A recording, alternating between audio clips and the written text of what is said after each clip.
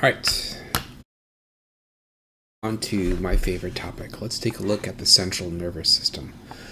Specifically, we'll take a look at the brain, brainstem, and then eventually work our way down towards the spinal cord, and then look at the peripheral nervous system. But starting here with the central nervous system, well, look, I can animate it. It's flying around. But I always love this analogy. It's a cheesy little graphic, but it kind of highlights the way I see the nervous system. All you are is a 3-pound supercomputer, this brain. This is you. Everything you know, everything you're aware of, even a lot that you're not aware of, is all within this 3-pound organ within your cranial vault. And so your body is just a spaceship to move this 3-pound supercomputer through the universe, right? You don't have a skeleton inside of you. You are sitting inside of your skeleton. So let's begin by taking a look at general organization of the brain and brainstem. The brain consists of 2 discrete cerebral hemispheres, or the cerebrum, collectively referred to as the cerebrum. The majority of the brain consists of the cerebrum, which consists of 2 discrete cerebral hemispheres, a left and a right. We'll see there are distinct differences between the left and right hemispheres. They're very similar. Functionally, there are distinctions. And then we come down, we see the diencephalon. The diencephalon has 2 portions, majority of which is the thalamus, majority of the mass is the thalamus, and then below the small little portion here, called the hypothalamus, right down there, right? So majority is the thalamus. And that brings us to the brainstem. The brainstem has, as we've seen before, 3 parts.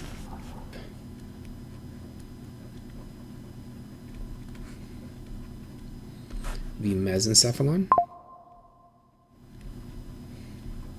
And you guys recall what another name for that is? That's the midbrain. Right, mesencephalon or midbrain. And that's this kind of rectangle portion right here. We'll see it in several more contexts later. And then the posterior portion, this little bit back here, is called the tectum.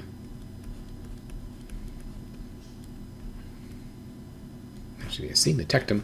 And within the tectum, we have several structures. Primarily, the most obvious landmark is those 4 little bumps we see there called the corpora, quadrigemina, which consists of the upper 2 bumps. Those are called the superior colliculi,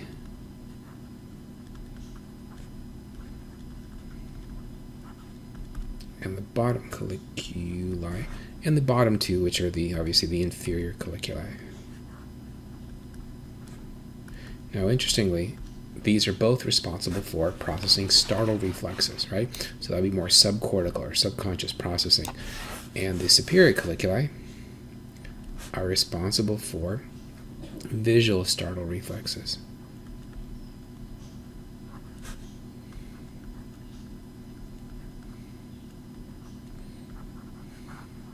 Right? Something flashes by you, a sudden movement, something gets your attention, right? That's going to be superior colliculi. Inferior colliculi are going to be auditory startle reflexes.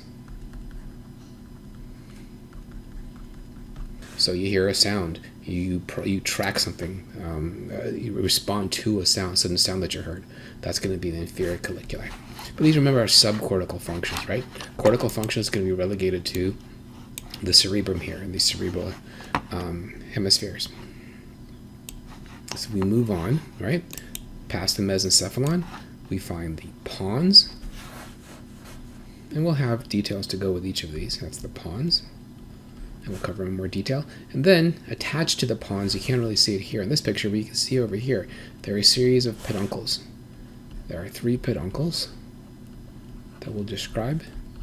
And these are going to be sites of attachment, if you will, for the cerebellum, right? And the cerebellum will be kind of coming off of the pons.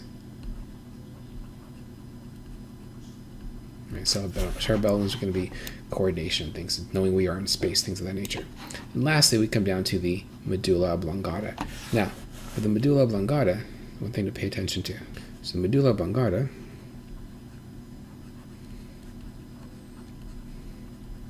on dissections, on models, on illustrations, here's the trick. Look at this picture here. Where this tapers and comes to an end, that is the medulla oblongata. This is already the spinal cord below. See how that comes to a taper? So this is all there is to the medulla oblongata, because right here would be the foramen magnum. As we pass the foramen magnum, we now enter the vertebral column.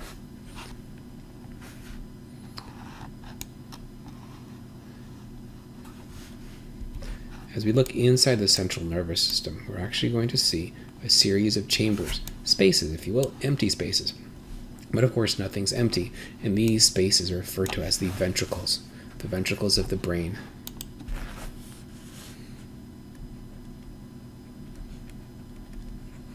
So in here you kind of see it all in blue there. That's negative space, and it's filled with fluid. It's actually filled with what's called cerebrospinal fluid.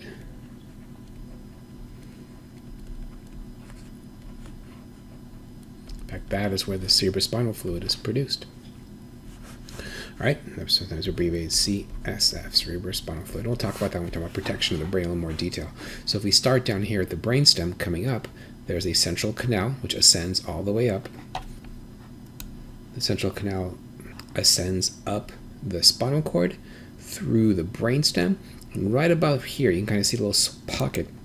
Right at the level of the pons and the cerebellum, we find this little ventricle called the fourth ventricle. From there, there's a little shot straight through the cerebral aqueduct, this right here, that runs right through the midbrain, through the mesencephalon, just ventral to that tectum with a corpora quadrigemina. And then right here within the hypothalamus, you can remember that little triangle we saw for the hypothalamus below the thalamus, we find another little pocket of fluid. This is called the third ventricle. So central canal, fourth ventricle, cerebral aqueduct, third ventricle. You need to know these, right? On this view here, coronal view, you can see coming up, central canal, fourth ventricle, cerebral aqueduct. There's that third ventricle within the hypothalamus. And then remember, the thalamus would be sitting right about here. So surrounding the thalamus on either side, there are two thalamic nuclei. Around each side, we have this lateral ventricle. So if we look at the lateral ventricle, here is left, over there is the right behind it, right? It has kind of three discrete parts. We have the anterior horn of the lateral ventricle, posterior horn, and down here the inferior horn of the lateral ventricle. So once again, central canal, fourth ventricle, cerebral aqueduct, third ventricle, lateral ventricle with left and right with an anterior, a posterior, and an inferior horn. If you take a look at this over here, this is negative space. So if you kind of put it in perspective, right? Same thing we just saw, but we have, you can kind of make it out here. Surrounding the thalamus, here's the thalamus, here's the hypothalamus, there is the pons, midbrain will be right about here somewhere. So surrounding the thalamus, wrapping around it, you guys see the empty space over there. This is the cerebral hemisphere, and then around it we find the lateral ventricle. So you kind of see this negative space. This is that space the fluid would occupy. Here's that fourth ventricle, cerebral aqueduct. Here's a third, and the lateral ventricle with the inferior horn, posterior, and anterior horns. When we look at the brain, we'll see a few basic anatomical structures that are found all over the place. Most obvious, if you look at the cerebrum, are a series of folds.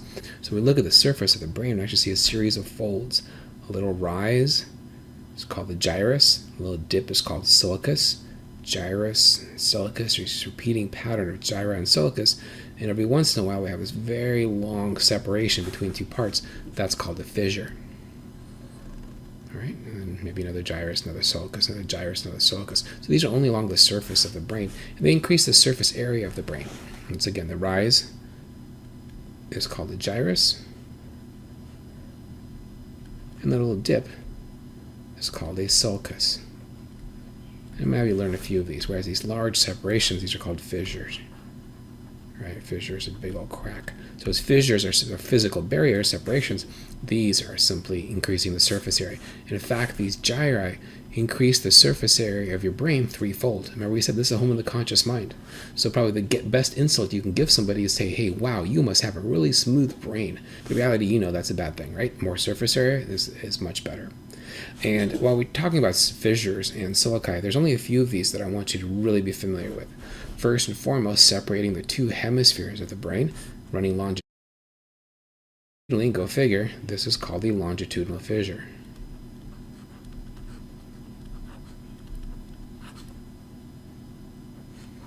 right? Running the length of the brain, separating the brain into two halves, left and right sides. If we look at the lateral view, I'll come back to this in just a moment. And then down here, separating the cerebellum from the rest of the brain, this is the transverse fissure.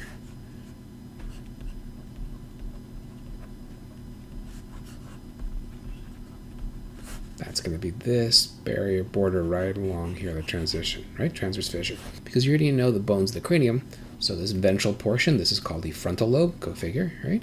And then back here, this is the parietal lobe, remember the parietal bones, the occipital lobe, and the temporal lobe. So it's quite simple. There's one more lobe that I'll mention in just a minute, but we can't see it from this view.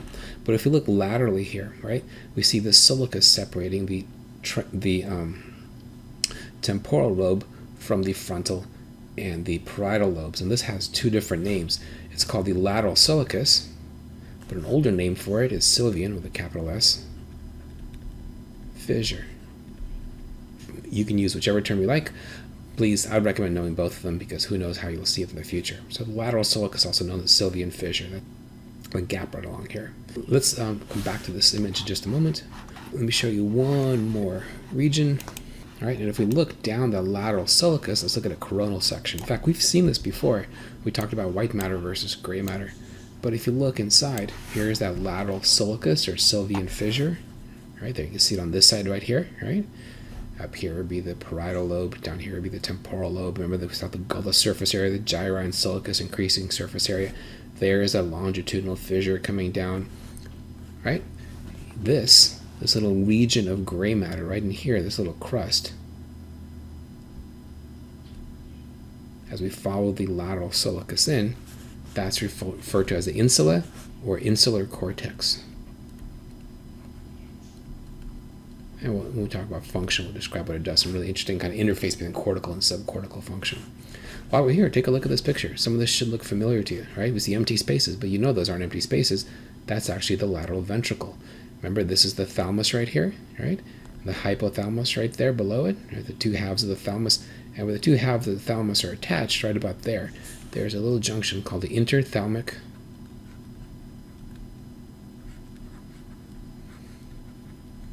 adhesion.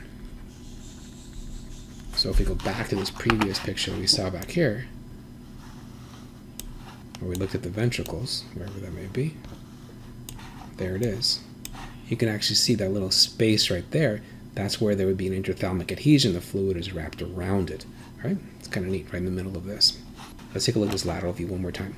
There's something really important happening here. If you guys notice, there's the solicus called the central solicus. We can define it as it's the only one that starts way up here along the longitudinal fissure and runs all the way down to the lateral solicus or Sylvian fissure. All the others kind of start and stop and they don't make it all the way through, but this is the only one that's continuous. And what's interesting is if this is called the central solicus, on either side of the central solicus there are two gyri, a precentral gyrus and a postcentral gyrus. So why are these important? If we take a look at the central solicus, right, as our separation,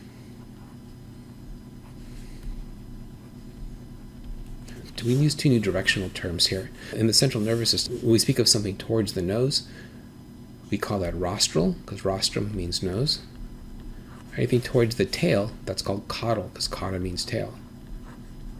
Right? So rostral versus caudal. Right?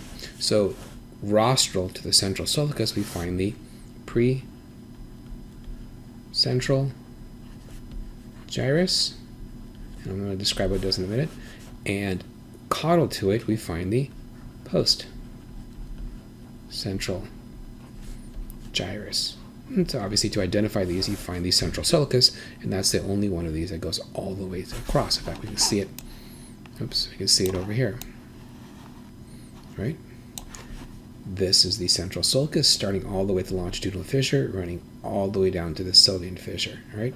And it's the only one that goes non-stop, whereas the others stop and start and don't make it all the way through. Yeah? It's a very important landmark. So functionally, what's the difference between these? Well, your precentral gyrus is going to contain your primary motor cortex. when we say cortex, we mean functional portion of the cortex. So what does that mean? That means every movement, every voluntary movement starts here. The decision to make those movements, how to make those movements, numerous adjustments to those movements are going to occur elsewhere. So cortical and subcortical regions will all decide what to do. But it's this primary motor cortex that actually is going to initiate the movement and start the process. So if the precentral gyrus is your primary motor cortex, your postcentral gyrus contains your primary somatosensory cortex. That means what? Soma means body, so this is any kind of sensation. In fact, the primary somatosensory cortex is mapped directly to regions of the body. And so we'll see every part of the body has a discrete location on the primary somatosensory cortex. And if you poke somebody in the elbow, they'll feel it here. And if you poke their hand, they'll feel it there. If you poke their foot, they'll feel it there. The converse, the primary motor cortex, if you stimulate here, they'll move their foot. Stimulate here, they'll move their shoulder. Stimulate here, they'll move their lips. All the skeletal muscle control is linked and is mapped directly to these two regions. Now, when we start talking about cortical function, right now we're just describing regions and structures in the cortex. We're going to get to function in a minute. Those parts are useless if they can't work together. The two hemispheres have to work in concert with each other. If you take a look back to this picture here, all of that gray matter, all those various processors, left and right hemispheres, all the subcortical processes like the basal ganglia and the thalamus and hypothalamus, all of these have to work together as one unit. And so what you see is, you can even see it here, there's tracts of white matter cross-wiring. Remember, what does it mean to be white matter? Myelinated neurons, right? That are cross-wiring, connecting these regions, allowing them to work in concert. That's what allows the brain to do what it does. So it's not just the gray matter, the processing, it's a linkage between the gray matter. And so we'll see are three different types of white matter in the central nervous system. This is an interesting graphic. This is a diffusion tensor imaging. It's the latest and greatest technique. There is another technique called an fMRI, functional magnetic resonance imaging. You may have heard of MRI, but functional MRI looks at relative activity in the brain. I'll show you some of those when we start talking about cortical function and subcortical function. You'll see parts actually light up when they're active and you're doing something specific with those parts of the brain. But this is similar, but it's actually looking at activity within tracts of white matter. So this is a moment in time. This is a snapshot of a brain. Remember, everyone says you're only aware of 10% of what your brain's doing. Everything's doing something. You're only aware of 10%, right? There's a lot more going on underneath the surface. And this is a prime example. This is kind of looking up towards someone's brain, coming up from the spinal cord. Brain stem right about here. The pons is right about here. They're going off to the cerebellum. Those are the cerebellar peduncles. Here are the two hemispheres of the cerebrum. The frontal lobe would be up here, sort of. You're kind of looking from below towards the front of the brain. And if you notice, right, we have really three kinds of parts, three kinds of connections here, right? These laterally here, and I'll never ask you to identify them in an illustration like this. Just understand what they are. These are called association fibers.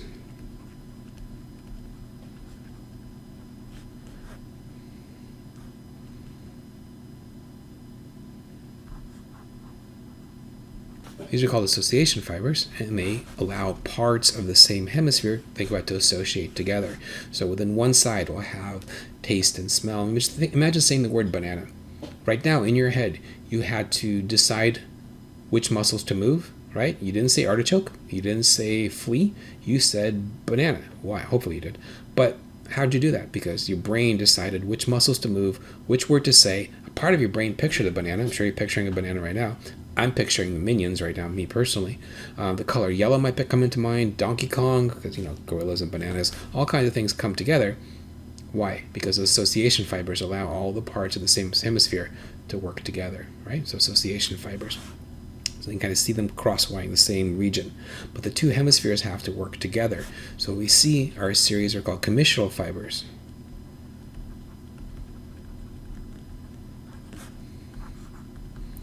That then connect the two hemispheres. And the most important set of commissural fibers we see, majority of them are in this structure here, called the corpus callosum.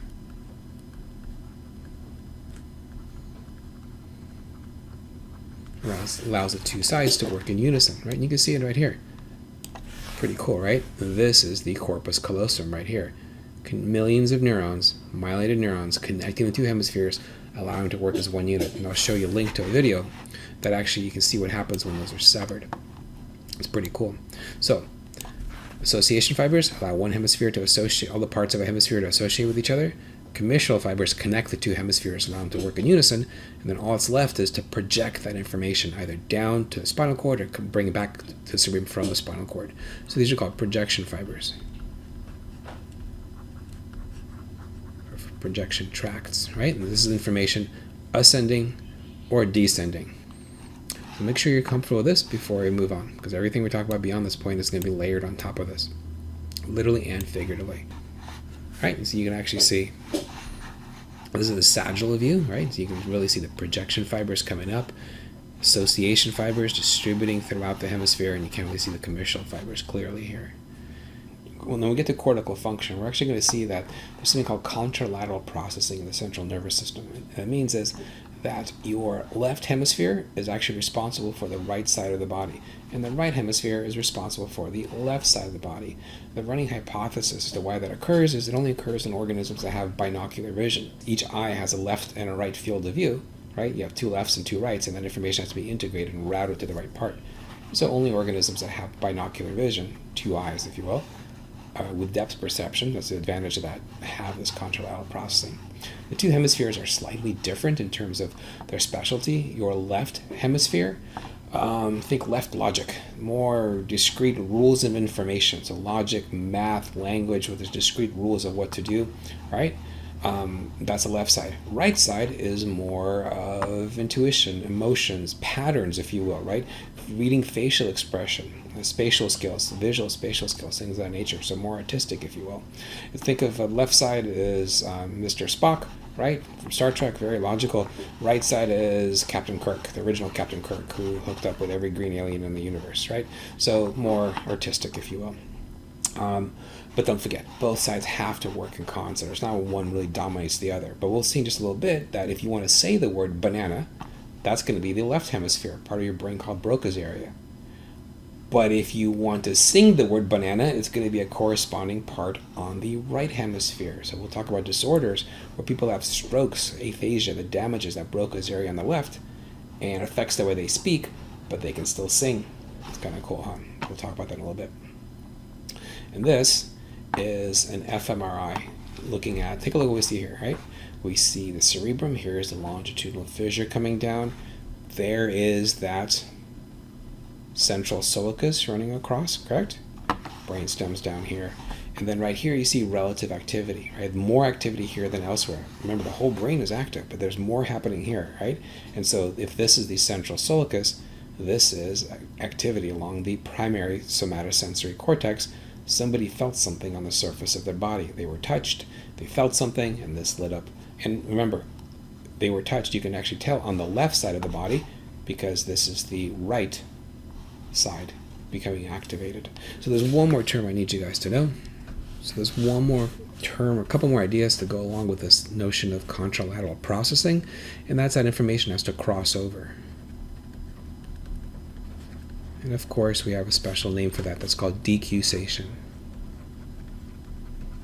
So information must decussate, cross over from the right side of the body to the left and vice versa. So input coming from the right side of the body has to cross over to the left. Output, vice versa, right? And if coming from the left, has to cross over to the right. And so does output. So where does it cross over? Where does this information decussate? Most of the motor pathways, remember motor is output, are going to decussate at the level of the brainstem.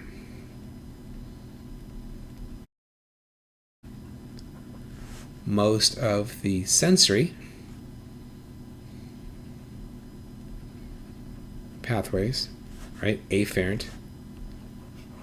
Let's review those terms, right? Afferent. And the motor would be efferent. So the efferent pathways decussate at the level of the brainstem. We'll see exactly where that is in a little bit. Afferent pathways decussate at the level of the spinal cord. In other words, right away. As soon as the input comes in, it crosses over and then already ascends on the corresponding side of the spinal cord. That's it for the intro.